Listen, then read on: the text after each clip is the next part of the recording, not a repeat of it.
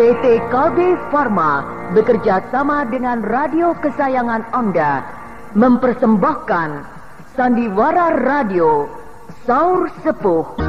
Disajikan oleh Procold, obat flu yang dulu dibeli dengan resep dokter, sekarang dapat dibeli bebas di mana-mana. Dan Kalpanax, obat penyakit kulit yang ampuh khasiatnya. Diproduksi oleh Haravana Record. Naskah karya Niki Kosasi. Hiasan musik dan sutradara Indra Mahendra.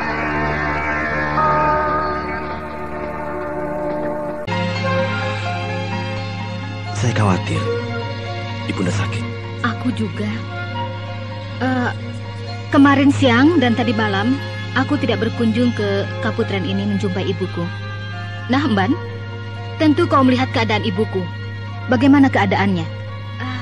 1 hari kemarin dan tadi malam sehat dan segar bugar dan ayu. Tidak nampak sedikit pun tanda-tanda lesu atau kurang enak badan. Kau, Mbok? Daulat dan Ayu sama. Baiklah, aku akan mengetuk pintu kamar ibunda ini.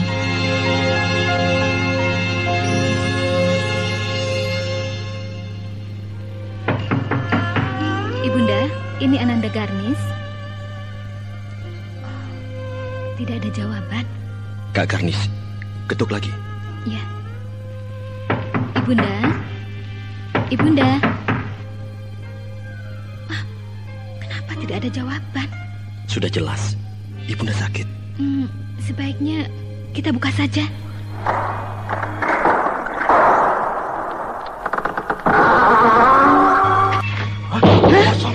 Kosong. Jendela terbuka. Ada surat.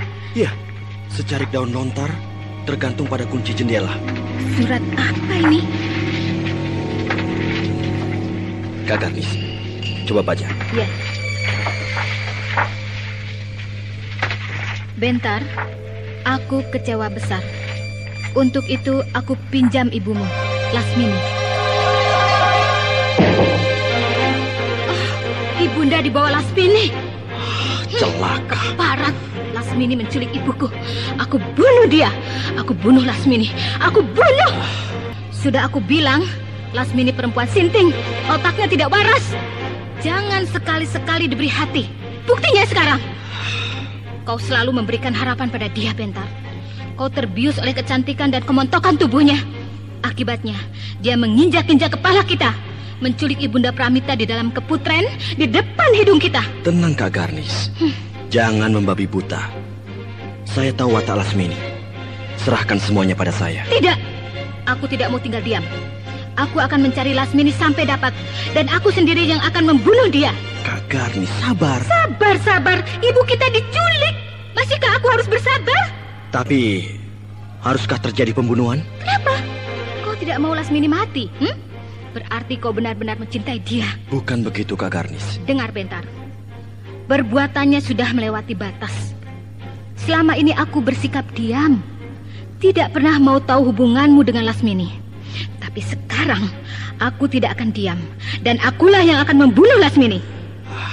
Aku tahu Lasmini sangat dikjaya. Kesaktiannya setaraf dengan Ayahanda Brahma. Tapi aku tidak takut. Sebab aku mampu untuk mengalahkan Lasmini. Karena aku punya ilmu Cipta Dewi. Kau dengar, Bentar? Ilmu Cipta Dewi. Ayahanda Brahma yang sudah mengasingkan diri masih menyempatkan diri menjumpai aku di Belambangan. Lalu mewariskan ilmu Cipta Dewi, sebuah ilmu kadikjayaan ciptaan Ayahanda Brahma yang terakhir. Kau juga pasti tahu maksud Ayahanda Brahma.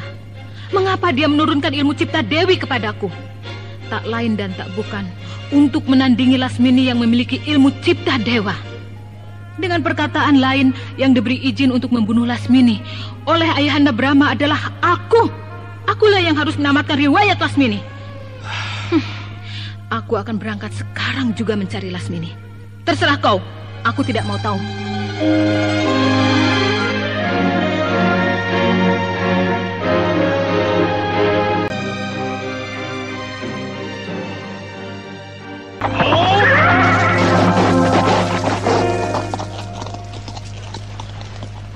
Penjaga pintu gerbang. Daulat, Raden. Kemarin siapa yang bertugas jaga pintu gerbang ini? Kami berdua, Raden. Dari pagi hingga sore. Pada sore hari itulah barulah kami diganti. Iya, Raden. Kau melihat kakakku Garnis? Kami melihatnya, Raden. Iya. Perginya ke arah mana? Ke arah selatan, Raden. Menunggang kuda? Betul, Raden. Berpacu sangat kencang. Dan nampaknya dia sedang murka. Iya, sudah. Daulat, Raden. Daulat, Raden.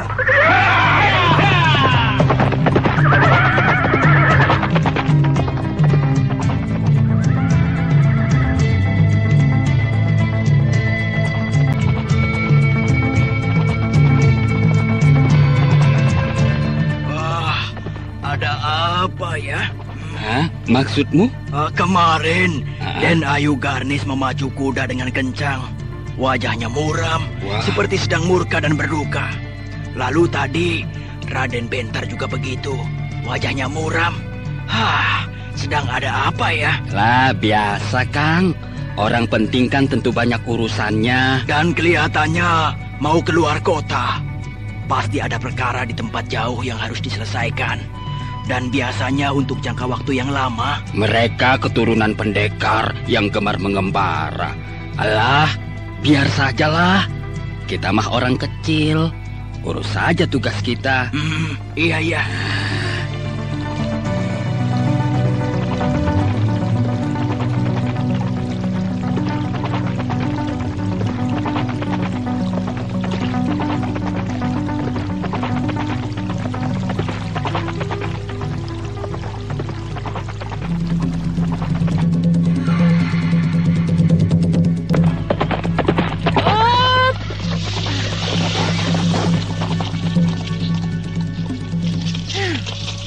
Di depanku ada sebuah kademangan. Sebab pintu gerbang gapura itu tertulis kademangan Kolara. Berarti namanya Kolara. Oh, sebaiknya aku tidak memacu kuda. Jalan biasa saja.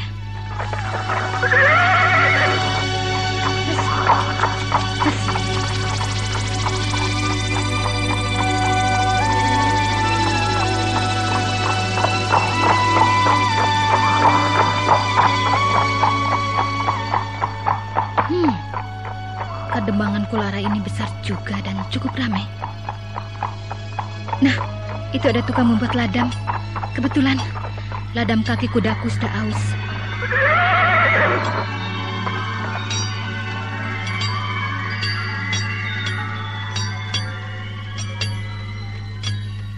Sampurasun. Rampes. Ladam, Pak. Kudanya mana? Itu, saya tambatkan di samping bengkel ladam ini. Saya periksa dulu. Ya.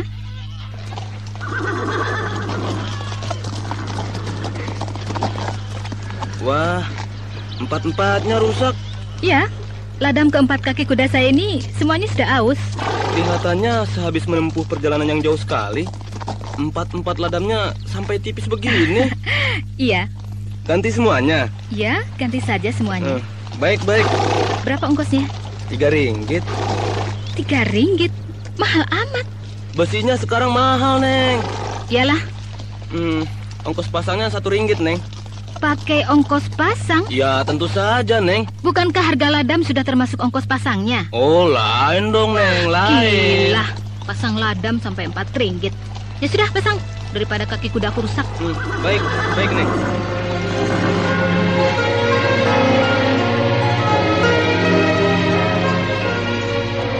Jajan, Neng.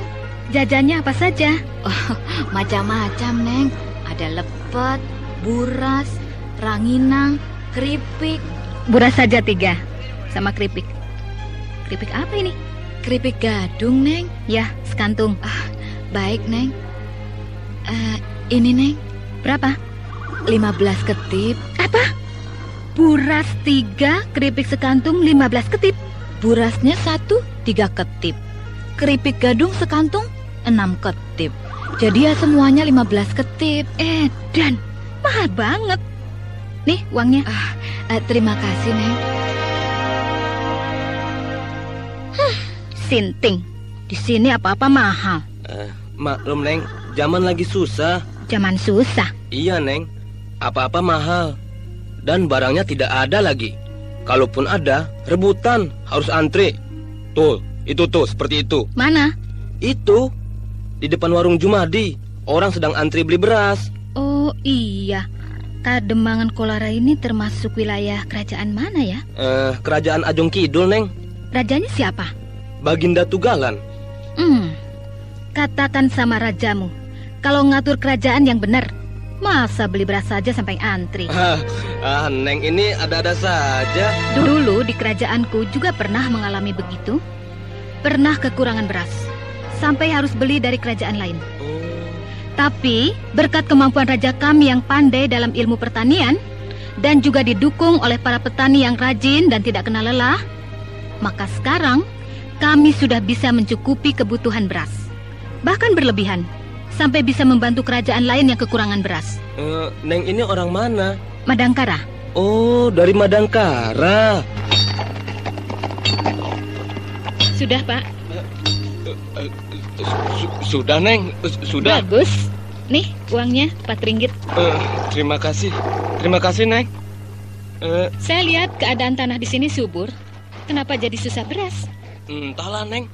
Para petani di sini tidak bisa bertani dengan baik, Neng. Bukan tidak bisa, tapi tidak tahu caranya. Tidak tahu caranya? Menerangkan bagaimana tata cara bertani yang baik. Tidak bisa sebentar, melainkan memerlukan waktu yang banyak. Banyak, Neng, ya? Karena itu rumit. Sekarang begini saja, Pak. Kirimkan beberapa orang ke Madangkara untuk belajar pertanian. Mengirim orang ke Madangkara, Neng? Iya, untuk belajar ilmu pertanian.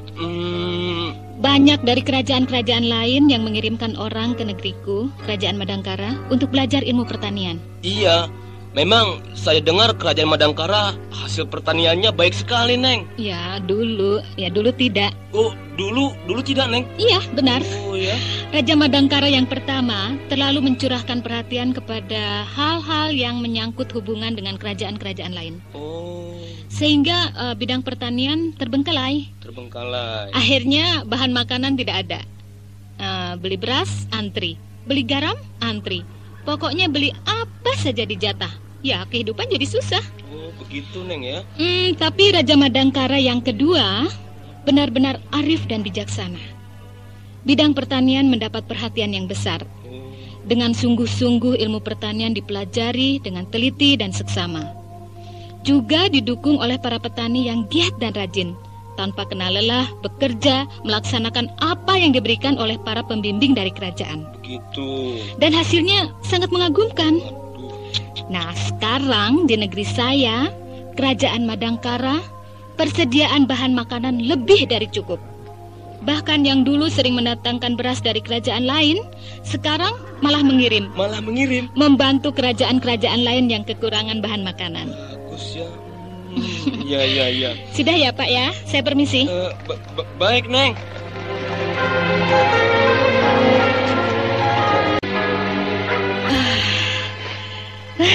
Segar. Mata air ini jernih sekali. Dan udara di sini sejuk, membuat badanku terasa segar.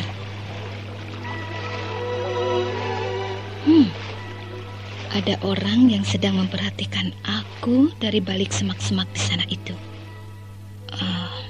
1, 2, 3, 4, 5. Ya, semuanya ada 5 orang.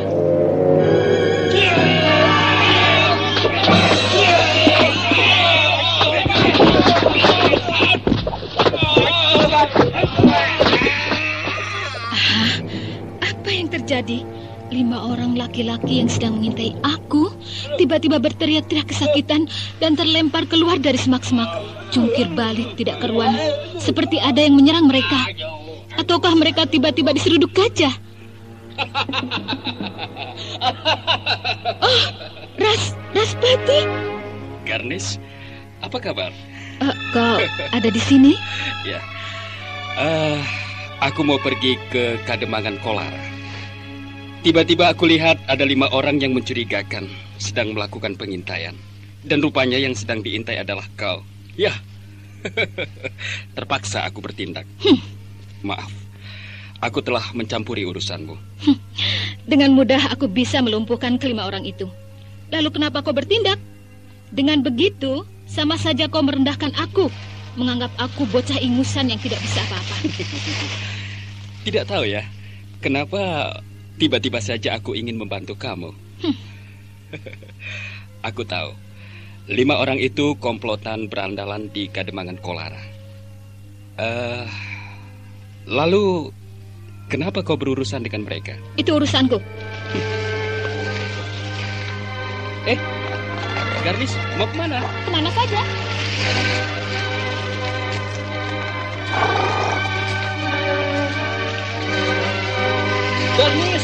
Garnis, tunggu! Jangan ganggu aku! Lis, aku tidak berniat mengganggumu. Tapi tidakkah kau bisa memaafkan aku? Garnis? Sudah aku maafkan, bukan? Ya, memang kau telah memaafkan aku. Tapi apakah maafmu itu harus dilanjutkan dengan permusuhan di antara kita? Kalau aku menganggap kau musuh, sudah sejak dulu aku tantang bertarung mengadu jiwa. Permusuhan toh tidak harus selalu diikuti oleh pertarungan. Tapi sebuah sikap yang tidak bersahabat. Seperti, ya, yang sekarang kau perlihatkan padaku. Ya, Garnis, aku pun telah melupakan semua apa yang pernah terjadi di antara kita. Tapi aku ingin bersahabat denganmu. Seperti kerinduanku untuk mengikat tali persaudaraan dengan setiap orang Madangkara. Iya, seandainya kau tidak mau lagi kenal dengan aku, tolong katakan, Garnis, apa sebabnya kau meninggalkan keraton Madangkara, lalu mengembara sampai ke wilayah kerajaan Ajung Kidul ini? Kalau ada suatu masalah, mudah-mudahan aku bisa membantumu. Meskipun kau tidak mau dibantu, aku akan tetap membantumu, sekalipun dari jauh. Raspati, benarkah kau tidak akan mengganggu aku lagi dengan membangkit-bangkitkan kenangan masa lalu? Garnis, aku berjanji. Aku sedang mencari Lasmini. Mencari Lasmini? Ya, dia menculik ibuku. Lasmini menculik ibumu? Menculik Gusti Permaisuri Dewi Pramita? Ya. Dewa yang agung. Ada apa dengan Lasmini? Apakah dia kesurupan setan? Tapi rasanya mustahil Lasmini berbuat serendah itu kalau tidak ada sebuah masalah yang sangat berat. Sebab dia menyayangi Raden Bentar. Lasmini kemasukan iblis sehingga menjadi gila mau menjodohkan Bentar dengan Anjani. Jagat Dewa Batara. Gila. Benar-benar gila. Kenapa Lasmini jadi kehilangan akal sehat? Dia sudah pikun. Pikun? Sudah kelewat tua. Tua? Belum seberapa tua. Masih cantik dan baheno. Ya, dia punya ilmu awet muda. Tapi meskipun lahiriahnya bisa bertahan tetap awet muda, tapi batinnya tidak akan bisa membendung umurnya, maka dia menjadi pikun. Perbuatannya membahayakan jiwanya. Sebab dengan menculik Gusti Permaisuri Dewi Pramita, berarti dia menyatakan diri sebagai musuh kerajaan Madangkara. Ya, dan akulah yang akan membinasakan Lasmini. Kau akan mencarinya kemana, Garnis? Aku melacak jejak Lasmini dengan naluri. Ya, aku akan membatalkan niatku pergi ke Kademangan Kolara. Dan mulai hari ini, aku akan mengembara melacak Lasmini. Oh, itu urusan pribadi keluargaku? Garnis, kau menganggap urusan pribadi, tapi aku menganggap urusan kerajaan Madangkara. Maka, aku wajib berbakti kepada Madangkara. Terserah kau.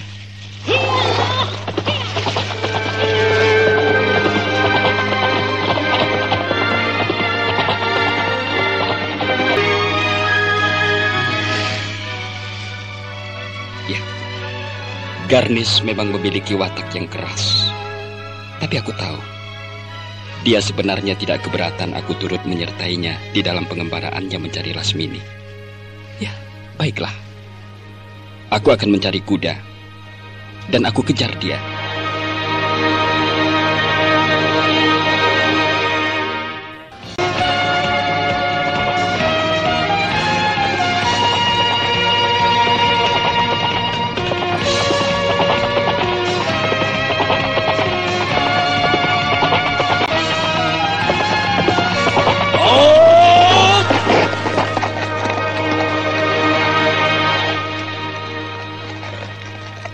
Itu Kawali.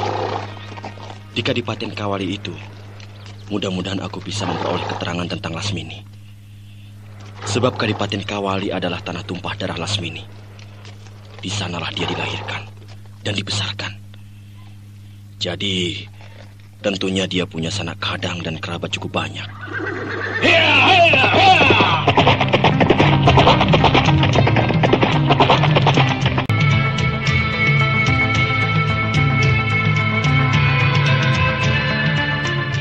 Sampurasun.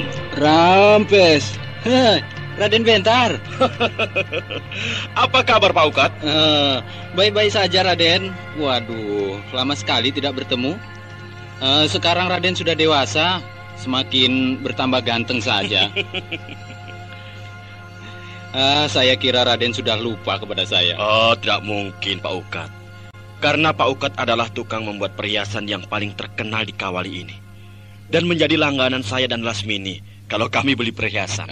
Tapi kenapa tidak dengan Lasmini, Raden? Justru saya datang mengunjungi Pak Ukat di sini, hendak menanyakan tentang Lasmini. Raden bergurau saja. Tentunya Raden lebih tahu dari saya, bukan?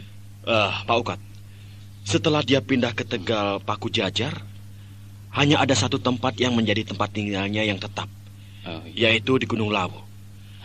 Tapi baik di Gunung Lawu ataupun di Tegal Paku Jajar, dia tidak ada. Rupanya Raden tidak bisa melupakan dia. Ada masalah yang sangat penting, Pak Ukat. Menurut hemat saya, iya, lebih baik lupakan saja. Sayang, Raden seorang putra raja, muda, tampan, dan pandai. Masa harus menjadi budak nafsu Lasmini, Raden? Iya, seharusnya memang begitu, Pak. Tapi sekarang masalahnya perkara yang... Raden Bentar! Hei, Kunti? Apa kabar, Bentar? Baik-baik saja. Waduh, Kunti, kau semakin cantik saja. Pak Ukat? Iya. Apa benar saya makin cantik? Betul sekali, Neng. Kalau saya masih muda, saya lamar Neng Kunti. Bukankah kau pindah ke Tegal Paku Jajar? Benar, tapi aku ada perlu mengurus harta warisanku di Kawali ini. Lumayan kan? Sawah 100 tumbak dibiarkan terbengkalai begitu saja. Benar. Harta warisan peninggalan orang tua harus diurus dengan baik. Kau sendiri ada di Kawali. Mau apa? Ya, hanya jalan-jalan saja. Ayo, mampir ke rumahku. Ya. Pak Ukat, kami pergi dulu ya. Baik, Neng. Baik, Raden. Terima kasih.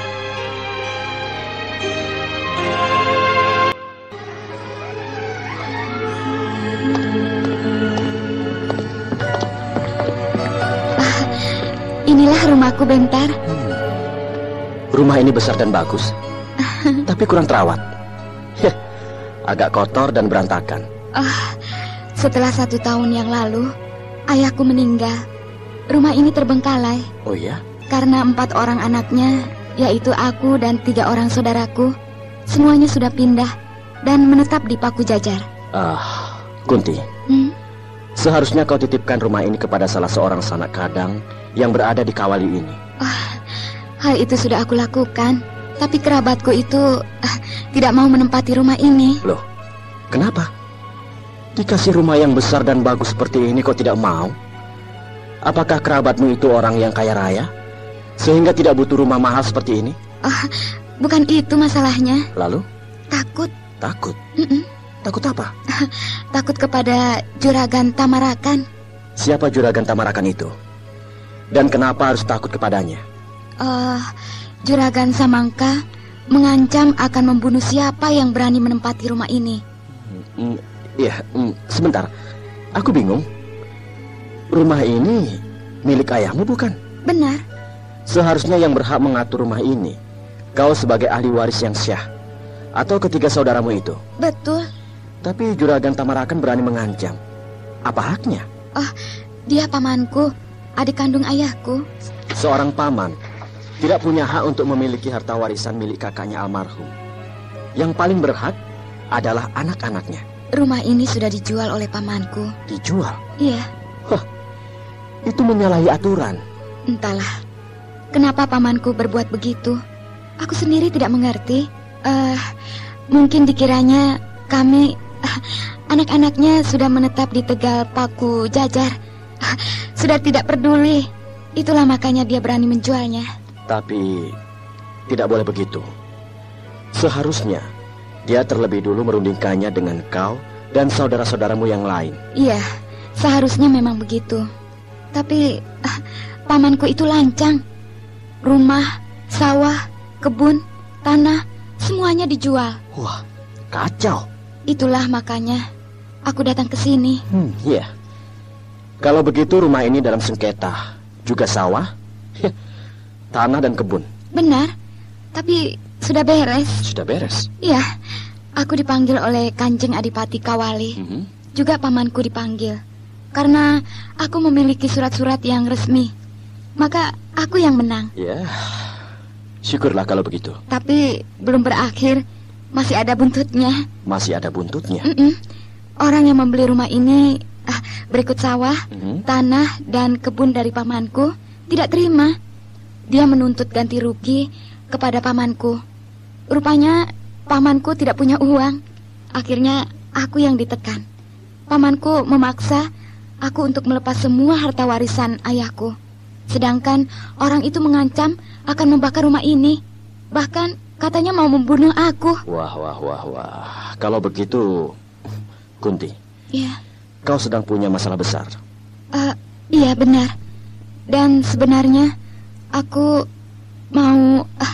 mau saja membagi harta warisan itu dengan pamanku. Sebab aku tidak begitu bernafsu untuk mengangkangi harta warisan. Aku lebih puas memiliki harta yang aku peroleh dengan keringatku sendiri. Betul, Kunti. Jangan sekali-kali bentrok dengan saudaramu perkara rebutan harta warisan. Daripada ribut dengan saudara, berikan saja harta warisan itu kepadanya. Dan kau lebih baik memiliki harta yang kau peroleh dari hasil bekerja dengan keringat sendiri. Itu akan lebih bermanfaat bagi dirimu sendiri dan akan membuat masa depanmu penuh kebahagiaan. Iya, tapi masalahnya sekarang ada pihak ketiga yang turut campur. Iya. Siapa namanya orang itu? Juragan Samangka. Kalau begitu dia seorang yang kaya. Benar. Dan dia mempergunakan uangnya untuk menyewa beberapa orang begundal untuk mengganggu aku. Serakah benar orang itu. Memang. Di Kadipaten Kawali ini dia terkenal lintah darat yang serakah. Lintah darat? Iya. Kekayaannya dari hasil meribakan uang. Sudah banyak yang jadi korban terjerat hutang pada dia. Kau takut? Sama sekali tidak. Bagus. Bila pada suatu hari kau bentrok dengan dia, dalam hatimu jangan ada pikiran kau bertempur karena membela harta warisan. Tapi tanamkanlah sebuah tekad, yaitu tekad memberantas lintah darat. Iya. Aku akan membantu kamu. Benarkah kau mau membantu aku? Iya. Kau telah berjasa kepada kerajaan Madangkara, dan jasamu itu sangat besar.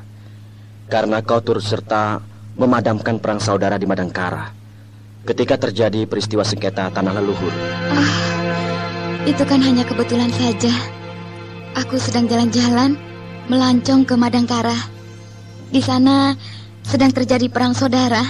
Jadi, ya, aku terlibat. Kebetulan atau tidak, disengaja atau tidak, kenyataannya kau turut andil di dalam usaha perdamaian di Madangkara. Nah, sekarang izinkanlah aku membantu kamu di dalam menyelesaikan kemelut yang sedang kau hadapi. Terima kasih Bintang. Ada kamu, aku jadi bersemangat.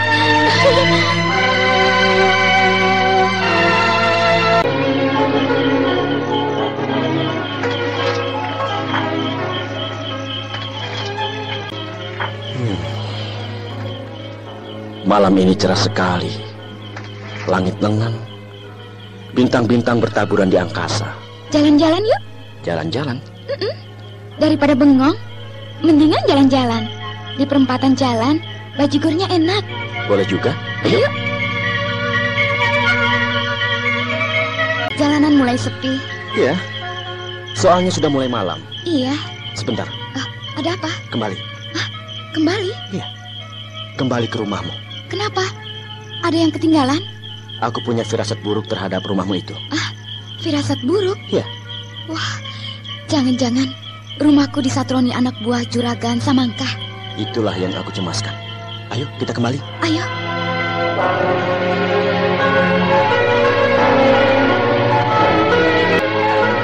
Benar tidak kataku? Tuh, ada orang yang mengendap-endap di belakang rumahmu. Iya, benar.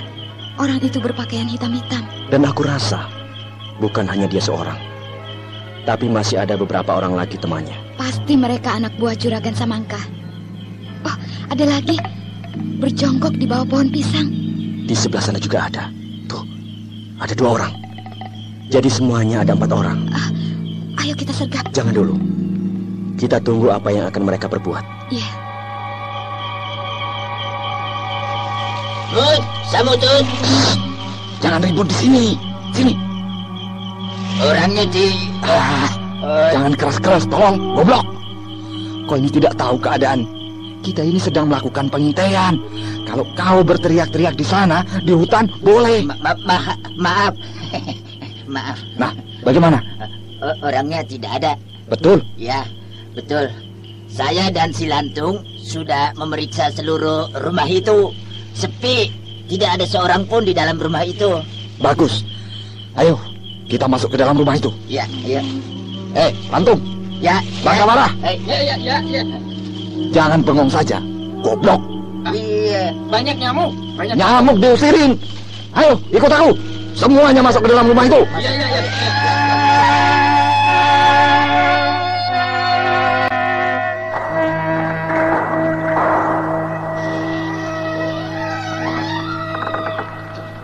Sepi? Iya, sepi. Ayo masuk. Masuk, iya, ayo. Ayo masuk. Ya.